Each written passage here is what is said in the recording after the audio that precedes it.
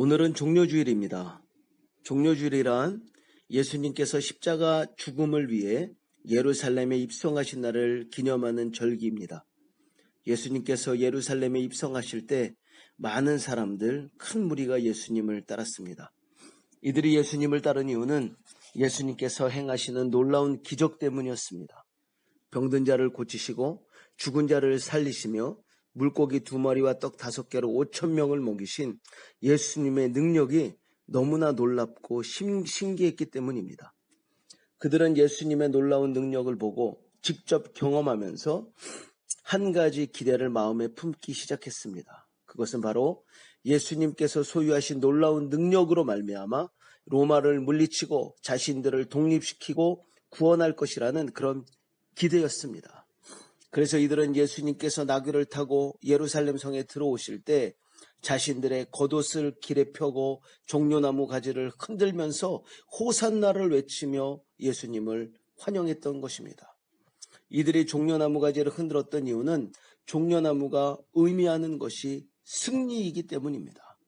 이렇게 목소리가 터지도록 예수님을 찬송하며 예수님을 자신들의 구원자로 고백하고 열렬하게 환호했던 이들이 불과 며칠이 되지 않아 돌변하여 예수님을 죽이라고 외치는 자들이 되었습니다.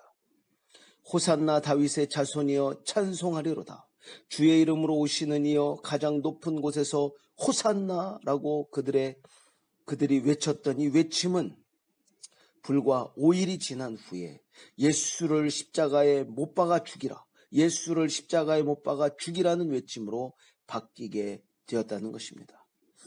예수님께 그토록 열광했던 사람들이 자신의 생각, 자신의 계획과 다른 행보를 하는 예수님을 배신하여 등을 돌린 것입니다.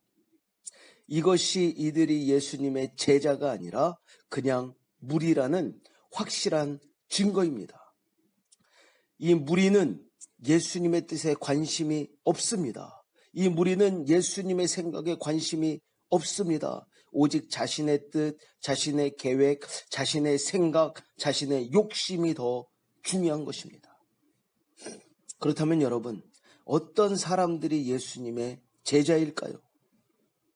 예수님께서는 어떤 사람들이 자신의 제자인지 분명히 말씀하고 계십니다. 누가복음 14장 25절에서 27절 말씀입니다. 수많은 무리가 함께 갈새 예수께서 돌이키사 이르시되 무릇 내게 오는 자가 자기 부모와 처자와 형제와 자매와 더욱이 자기 목숨까지 미워하지 아니하면 능히 내 제자가 되지 못하고 누구든지 자기 십자가를 지고 나를 따르지 않는 자도 능히 내 제자가 되지 못하리라. 어떤 사람들이 예수님의 제자입니까? 바로 예수님을 가장 우선순위에 놓는 사람들입니다. 자기 부모, 처자와 형제와 자매, 그리고 자기 목숨까지도 미워하는, 우선순위에 두지 않는 그런 자들, 또 자기 십자가를 지고 예수님을 따르는 자들입니다. 예수님께서 이 말씀을 하실 때도 예수님 주위에는 수많은 무리가 있었다, 이렇게 기록하고 있어요. 우리는 자신의 욕심을 위해, 자신의 욕망을 위해 예수님을 따르는 무리가 되지 말고 예수님을 위해 모든 것을 내려놓고 자기 십자가를 칠 수 있는 제자가 되어야 한다는 것입니다. 오늘 본문 말씀은 예수님의 제자들은 어떤 사람들이며 어떤 열매를 맺어야 하는지 우리에게 귀한 교훈을 주고 있습니다. 오늘 말씀을 통해 무리의 자리를 벗어나 예수님의 제자로 세워지는 역사가 우리 안에 일어나기를 소원합니다. 오늘 본문은 마지막으로 예수님의 제자로, 예수님의 사도로 인정받은 사도 바울을 소개하고 있습니다. 예수님의 마지막 제자인 사도 바울은 다메섹 도상에서 예수님을 만나고 회심을 합니다. 이렇게 예수님을 만나 회심한 바울이 가장 먼저 한 일이 무엇이냐면 예수님을 증거하는 일이었습니다. 사도 바울은 즉시로 각 회당에서 예수님을 증거하기 시작합니다. 얼마나 열심히 전했는지 다메섹에 사는 유대인들이 그 사도 바울이 전하는 그 복음에 굴복되게 됩니다. 이런 바울의 모습을 보고 기가 막힌 사람들이 있었습니다. 야, 정말 기가 막히다. 누구일까요? 바로 사도 바울의 옛날 동료들입니다. 사도 바울의 옛날 친구들입니다. 바울은 옛날 동료들, 예수 믿는 사람들을 함께 핍박하며 잡으러 다녔던 옛날 동료들에게 미움을 당하게 되는 것입니다. 어제의 친구가 오늘의 적이 되어버린 것이죠. 이들은 사울을 얼마나 미워했든지 죽이기로 작정하게 되었습니다. 그래서 그것을 실행하는 단계까지 이르게 되었어요. 여러분, 변화되어 예수님을 믿게 되면 이런 핍박이 오게 된다는 것입니다. 이런 핍박을 이상하게 여기지 마십시오. 당연한 것입니다. 상처받지 마십시오. 이런 핍박이 만약에 없다면 없는 것이 더 이상한 것입니다. 이렇게 자신을 죽이고자 작정하고 실행에 옮기는 그 무리들이 있다는 사실을 알게 된 바울은 밤에 성에서 제자들의 도움으로 탈출을 하게 됩니다. 이렇게 성에서 탈출한 사도 바울은 예수님의 제자들을 만나기 위해 예루살렘으로 향합니다. 예루살렘에 도착한 이 사도 바울이 예수님의 제자들을 사귀고자, 예수님의 제자들을 만나고자 했는데 제자들이 만나주지 않는 것입니다. 왜 제자들이 만나주지 않을까요? 두려웠기 때문이에요.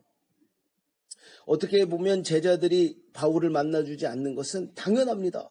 왜냐하면 그들이 바울의 과거를 알고 있기 때문에 그래요. 과거에 바울은 그리스도인들 사이에 악명이 아주 높은 사람이었습니다. 그렇기 때문에 바울을 만나는 것조차 무서워하게 된 것입니다. 이때 바울의 마음이 어땠을까요? 정말 외로웠을 것 같아요. 옛날 동료들은 자신을 죽이려고 작정하고 덤비고 있으며 예수님의 제자들은 자신을 두려워하여 만나주지도 않고 있습니다. 이렇게 힘들어하고 있을 때 하나님께서는 사도 바울에게 돕는 자를 준비하시고 돕는 자를 보내십니다. 바울의 회심하는 사건을 보면 하나님께서는 돕는 자를 곳곳에 준비하셨음을 알 수 있습니다. 바울이 아무것도 보지 못하고 사람의 손에 끌려 다메섹으로 들어갔을 때 하나님은 아나니아를 준비하셔서 돕게 하셨습니다. 이번에는 누구를 준비시키시나요? 바로 바나바를 준비하셨습니다. 이 바나바가 사도 바울을 돕는 역할을 합니다. 바나바 자신이 바울의 보증인이 되기로 결단한 것입니다. 그래서 본문 27절을 보면 바나바가 바울을 사도들에게 데리고 가서 그가 어떻게 회심하게 되었으며 어떻게 복음을 증거하였는지에 대해 자세하게 설명하는 모습이 기록되어 있습니다. 이렇게 바나바가 신원을 보증해 준 후에 바울은 제자들과 교제할 수 있게 되었습니다. 바울은 예루살렘에서 제자들과 교제하며 복음을 담대히 증거합니다. 이렇게 바울이 복음을 증거하자 어떤 일이 일어났습니까? 큰 부흥이 일어납니다. 근데 이 부흥은 좀 이상한 것입니다. 왜냐하면 이때 예루살렘의 형편이 어땠냐면 스데반 집사가 순교한 후에 예루살렘 교회에 큰 핍박이 임하게 됩니다. 이 핍박으로 인해 많은 사람들이 옥에 갇히게 돼요. 그리고 이 핍박을 피하기 위해 대다수의 성도들이 유대와 사마리아와 모든 땅으로 흩어지게 됩니다. 그래서 예루살렘 교회에는 사도들과 소수의 그리스도인들만이 남아있는 거예요. 피하기에도 급급한, 자신이 숨어서 도망치기에도 급급한 그런 상황이에요. 근데 이때 부흥이 일어나는 것입니다. 복음에 대한 부흥이 일어나는 것입니다. 이렇게 위험한 상황에서도 바울은 복음을 선포하였던 것입니다. 예수의 이름으로 담대히 말하고 헬라파 유대인들과 함께 말하며 변론하는 것입니다. 목숨을 내놓고 복음을 증거하는 것입니다. 이렇게 바울이 겁없이 행동하자 많은 유대인들이 바울을 죽이려고 작정합니다. 이런 사실을 알게 된 사도들은 바울을 가이사랴로 데리고 내려가서 다소로 보내게 됩니다. 이 다소로 결정한 이유가 바울의 고향이 바로 다소이기 때문에 그래요. 그래서 그의 고향으로 돌려보내는 것입니다. 좀 안전하게 있으라고. 이렇게 모든 성도들이 흩어져서 담대히 복음을 증거하는 역사가 일어나게 되자 온 유대와 갈릴리와 사마리아가 복음이 증거되고 또 그 교회의 모든 성도들이 그 위기 상황 가운데 핍박 가운데 고난 가운데서도 그 믿음이 든든히 서가는 역사가 일어나게 되었던 것입니다.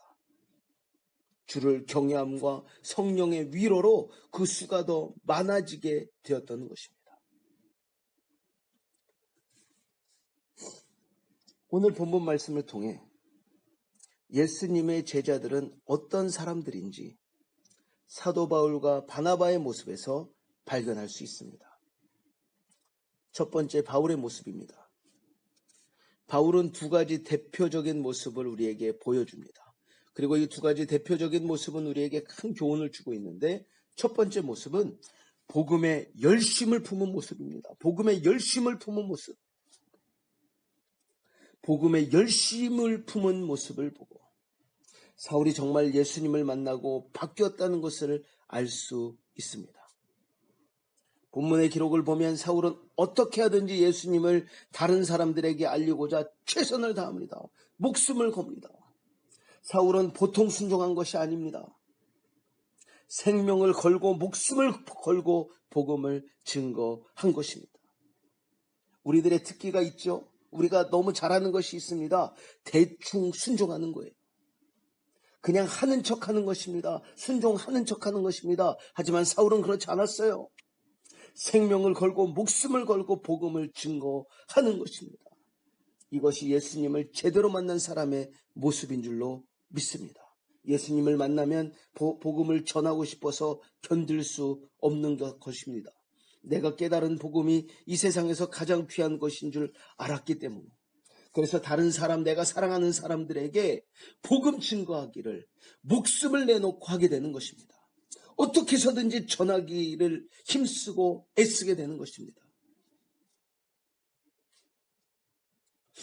여러분, 복음 증거하는 일에 모든 것을 올인할 수 있는 저와 여러분이 되기를 소원합니다.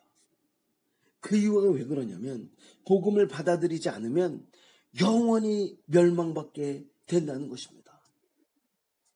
그전에는 몰랐는데 예수님을 믿지 않으면 구원받지 못하고 영원히 멸망받는다는 그 사실을 우리가 깨닫고 알았기 때문에 내가 사랑하는 사람들에게 전하지 않고는 견디지 못하는 것입니다. 나만 구원받을 수 없기 때문에, 내가 사랑하는 사람도 구원받아야 하기 때문에, 내가 사랑하는 가족들도 구원받아야 하기 때문에 길을 쓰고 복음을 증거하게 되는 것입니다. 그런데 여러분, 우리는 어떤 모습입니까? 여러분의 모습은 어떤 모습입니까? 예수님을 다른 사람에게 소개시키고 있습니까? 불쌍히 여기는 마음이 있습니까? 여러분, 한 영혼을 불쌍히 여기고 그에게 목숨을 내어 복음을 증거했던 사도 바울과 같이 우리도 온 힘을 다해 우리에게 맡겨주신 그 복음 증거의 사역 이루어나가는 저와 여러분이 되기를 주님의 이름으로 기도드립니다.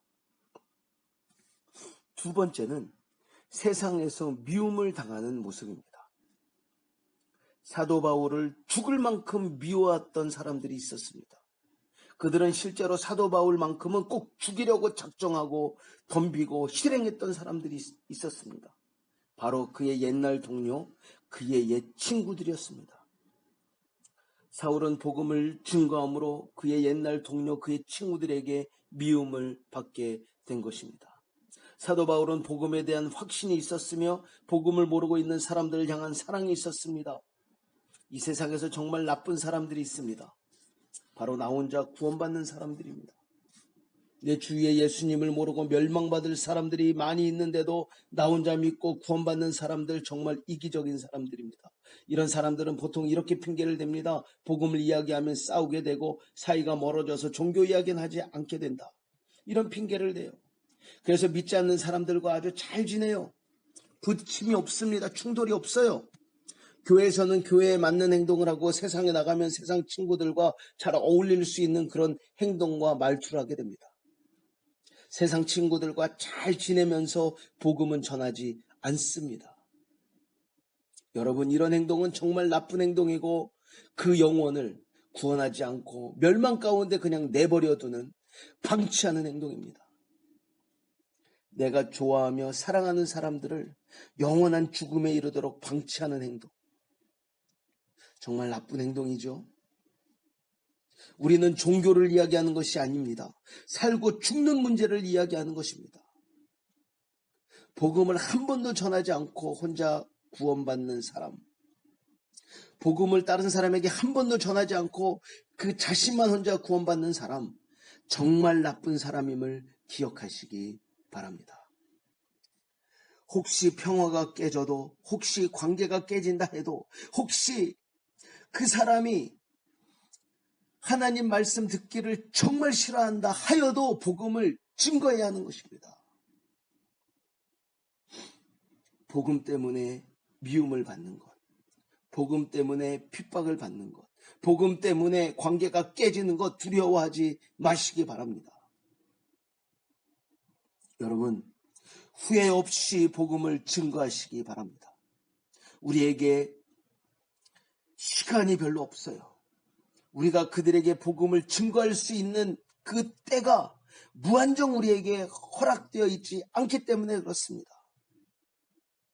우리가 그들에게 복음을 증거할 수 있는 그 순간을 놓치지 말고 어떤 상황 가운데서라도 복음을 증거할 수 있는 저와 여러분이 되기를 기도드립니다.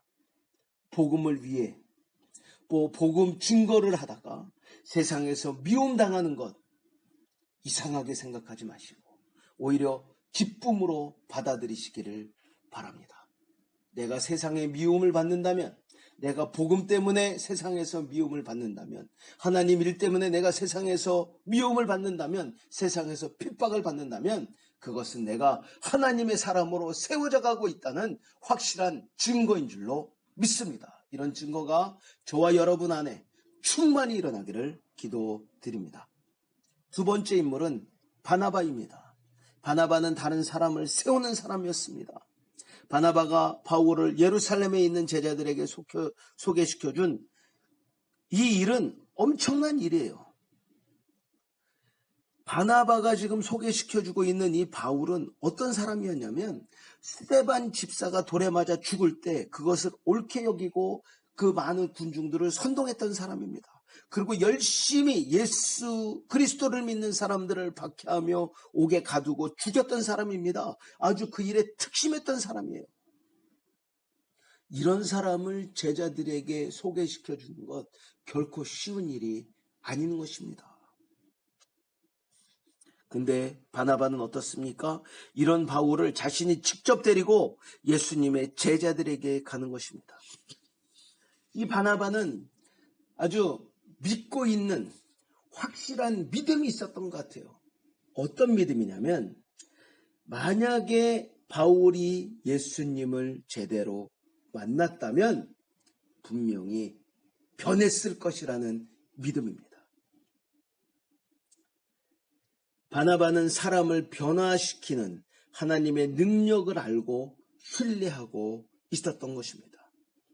그 어떤 사람도 예수 그리스도를 제대로 만나면 변화한다는 이 확신이 바나바에게 있었다는 것입니다. 주님을 제대로 만나면 다시 옛날로 과거의 모습으로 돌아갈 수 없다는 것을 바나바는 알고 있었습니다.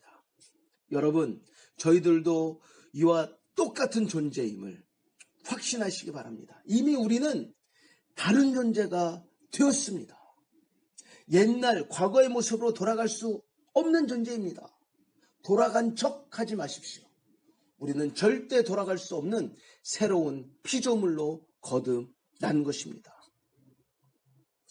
그리스도인들을 핍박하던 바울의 모습으로 돌아가지 않을 것을 이 바나바가 확신하고 알고 있었기 때문에 바울을 제자들에게 소개할 수 있었던 것입니다. 이렇게 변화된 사람들, 바로 예수님의 제자들입니다. 완전히 다른 사람이 된 사도 바울과 같이 과거에 우리는 없다는 것을 마음 깊이 새기기를 주님의 이름으로 기도드립니다. 우리 모두 예수님을 믿고 새로운 피조물이 되었습니다. 우리가 우리 믿음을 잘 관리하지 못하고 우리의 삶의 모습을 관리하지 못해서 미지근한 신앙이 없는 사람의 모습으로 이렇게 보여줄 수는 있지만 완전히 주님을 떠날 수는 없는 것입니다. 왜냐하면 이미 우리는 변화되었기 때문에 그래요.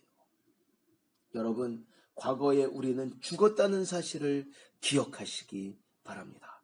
우리는 변화된 새로운 사람들입니다.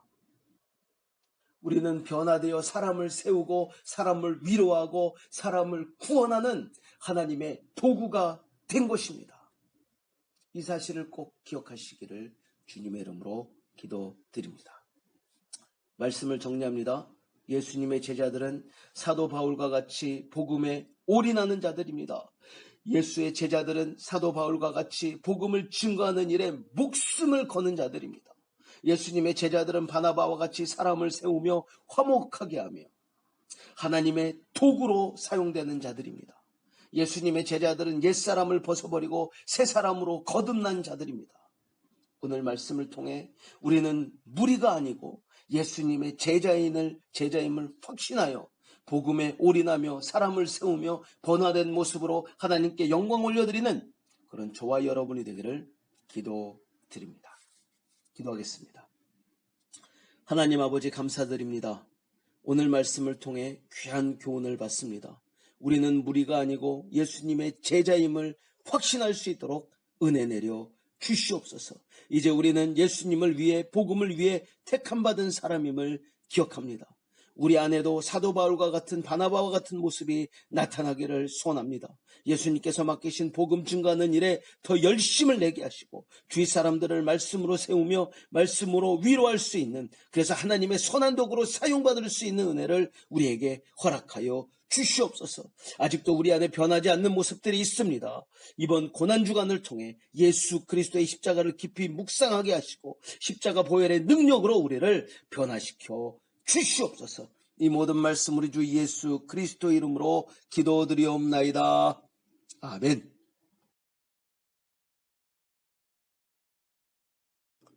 다 같이 찬송가 383장 찬양하시면서 준비하신 예물 하나님께 올려드리도록 하겠습니다. 함께 찬양합니다.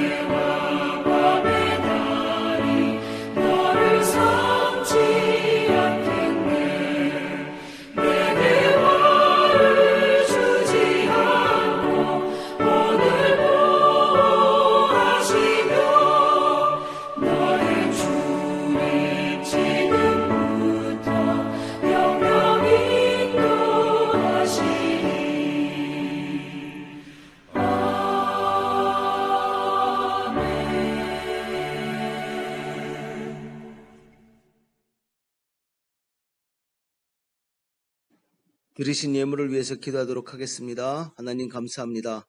한 주간도 하나님 은혜 가운데 저희들 지켜주시고 오늘도 이렇게 귀하고 복된 주일 맞아 하나님 앞에 나와 예배드릴 수 있도록 은혜 베풀어 주심에 감사를 드립니다.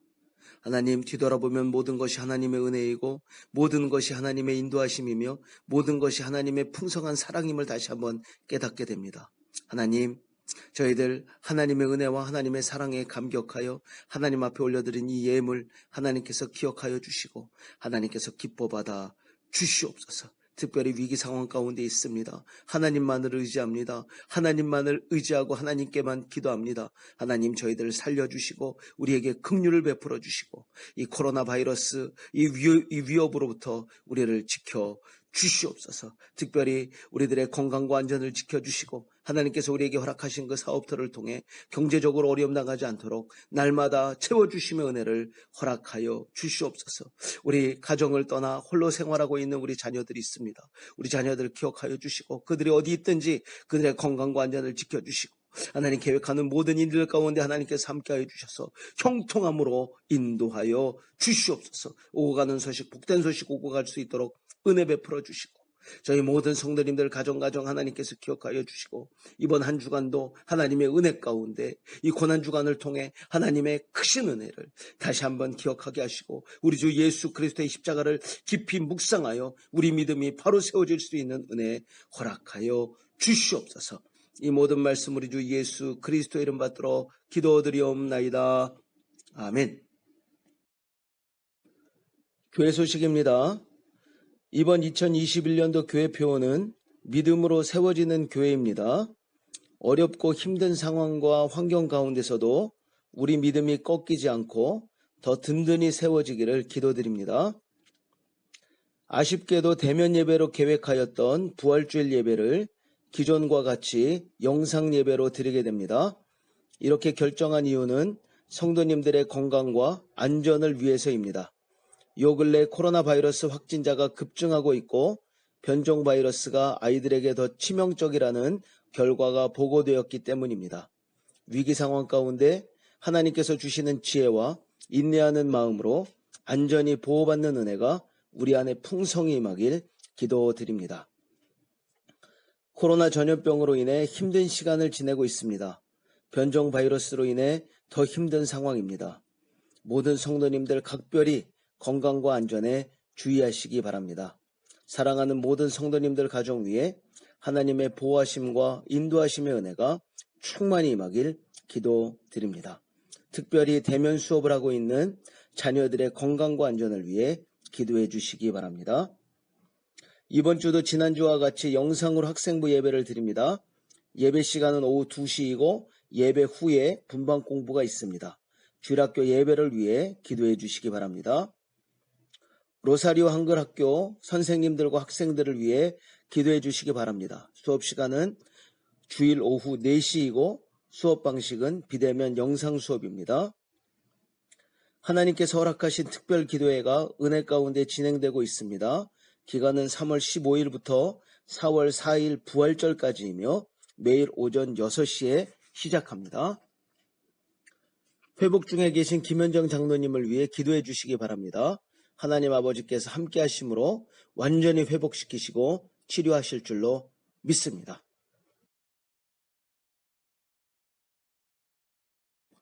축도합니다. 이제는 우리 주 예수 그리스도의 그 크신 은혜와 하나님 아버지의 원하신 사랑하심과 성령님의 교통 역사 충만하심의 은혜가 오늘 귀하고 복된 주일 맞아 하나님 앞에 나와 예배를 드리고 하나님의 귀한 말씀을 듣고 이제는 우리가 예수님의 제자임을 확신하여 복음에 올인하며 사람을 세우며 변화된 모습으로 하나님의 선한 도구로 사용되기로 작정하는 사랑하는 성도님들과 그들의 가정과 우리 로사리오 한인교회 위에 이제로부터 영원토록 함께 있을지어다. 아멘.